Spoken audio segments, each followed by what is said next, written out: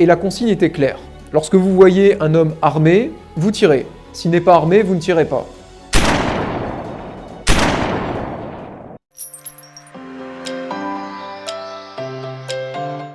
Quand on pense mauvaise humeur, on entend très souvent ça. Que j'arrête d'être de mauvaise humeur, que j'envoie des ondes positives et comme ça après, genre, ça va aller.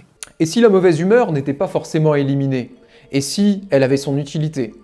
C'est ce qu'on va voir ensemble, même si c'est contre-intuitif, grâce à une série d'expériences qui a été menée par le professeur Forgas, un professeur de psychologie australien qui a publié une étude très intéressante. J'ai sélectionné 5 de ces expériences les plus étonnantes, et on va voir ensemble à quel point la mauvaise humeur peut vraiment avoir des bénéfices concrets. D'ailleurs, le 5e va vraiment t'étonner parce que quand j'ai lu l'étude, pour être honnête, j'ai dû prendre le traducteur pour vérifier que j'avais bien compris le sens.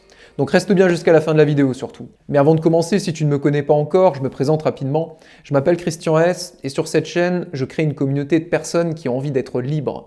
Libres au niveau de leur esprit et libres au niveau de leurs émotions.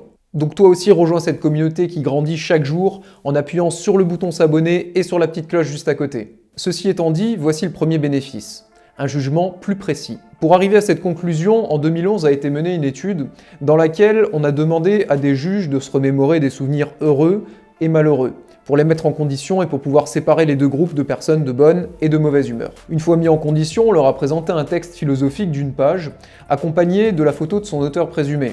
Dans la moitié des cas, c'était une jeune fille en tenue légère, dans l'autre moitié, c'était un homme de la quarantaine, très bien habillé, et qui ressemblait vraiment à un écrivain ou un professeur. Eh bien, les juges de bonne humeur ont jugé que le texte écrit par la jeune femme en tenue légère était beaucoup moins intéressant que celui écrit par l'homme de 40 ans, qui avait l'air d'un professeur ou d'un écrivain. Alors que les personnes de mauvaise humeur, à l'inverse, n'ont pas du tout été influencées par l'apparence de l'auteur présumé du texte. Pour les personnes qui apprécient les notions psychologiques, on appelle souvent cet effet l'effet de halo, qui consiste à donner à une personne des caractéristiques positives ou négatives en fonction de certains préjugés d'une première impression qu'on a eue envers elle. Le deuxième bénéfice de la mauvaise humeur, c'est une plus grande persévérance. Alors, ça peut sembler contre-intuitif, puisqu'on associe souvent la mauvaise humeur à une forme de déprime, et quand on est déprimé, on se dit qu'on n'a rien envie de faire. Pourtant, c'est complètement faux. En 2012 a été menée l'expérience suivante, on a demandé à 2 groupes de participants, certains de bonne, d'autres de mauvaise humeur, t'as compris le principe, de se concentrer sur une tâche intellectuelle assez complexe. Eh bien, les personnes de mauvaise humeur ont posé plus de questions, ils sont restés plus longtemps concentrés sur la tâche, et au final, ils ont produit un travail de meilleure qualité. Donc la mauvaise humeur peut être associée à une plus grande forme de persévérance, voire de motivation. Le 3e bénéfice, c'est une meilleure attention aux détails et une meilleure mémoire. En 2009, il a été demandé à ces 2 groupes de participants d'aller dans un magasin, de rester un temps imparti, et ensuite d'en sortir et de raconter ce qu'ils avaient vu, en donnant un maximum de détails, en étant le plus précis possible. Les personnes de mauvaise humeur ont donné plus de détails, ils étaient plus précis, ils se souvenaient de plus de choses, et ils ont incorporé moins de faux souvenirs. Et ça, c'est assez étonnant parce que ça veut dire que lorsqu'on est de mauvaise humeur, on est plus attentif à ce qui se passe autour de nous, on est également plus sceptique, on a plus tendance à remettre les choses en question, alors que lorsqu'on est de bonne humeur, bien tout coule de source, on a plus tendance à se laisser vivre, à se laisser aller. Et ça explique en partie le 4e bénéfice qui est d'être plus persuasif. En 2007 a été demandé à 2 groupes d'étudiants de bonne et de mauvaise humeur de rédiger une série d'arguments pour et une série d'arguments contre une augmentation des frais de scolarité.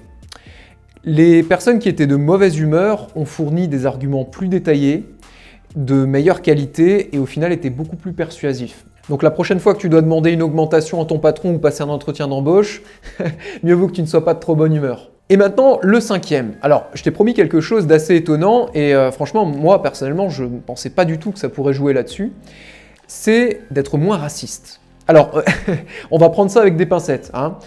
Si tu es un gros raciste et que tu détestes tout ce qui n'est pas de ta culture et de ta couleur de peau, c'est pas le fait d'être de mauvaise humeur qui va changer quelque chose. Je parle ici de réflexes inconscients, de stéréotypes qui sont ancrés au fond de nous, et tu vas comprendre ça tout de suite. En 2008, on a amené ces 2 groupes de participants de bonne et de mauvaise humeur dans un stand de tir. Et la consigne était claire.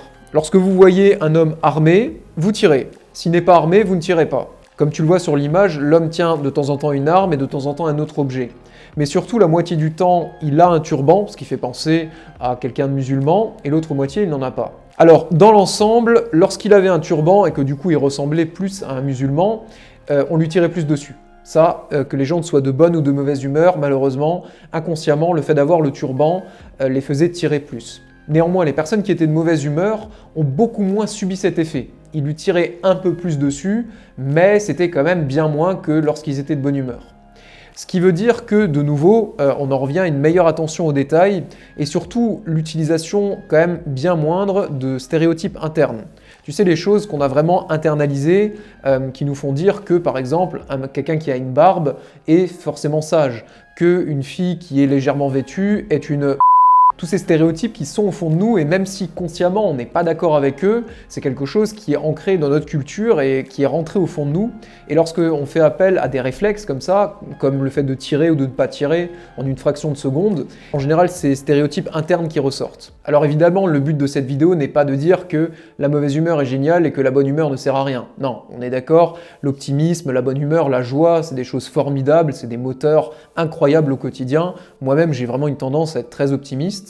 Mais on a de plus en plus, dans les discours, dans les livres, dans les vidéos, une tendance à vouloir absolument masquer le négatif.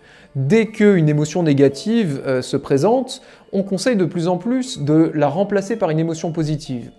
Et si il n'était pas judicieux de vouloir remplacer le négatif par le positif? Et s'il était bien plus pertinent de vouloir chercher le positif dans le négatif? J'espère que cette vidéo t'aura apporté du positif également. Si tu n'es pas encore abonné à la chaîne, je te propose de le faire tout de suite pour ne pas louper mes prochaines vidéos et pour en retirer plein de positifs. Je te souhaite une excellente journée et je te dis à très vite.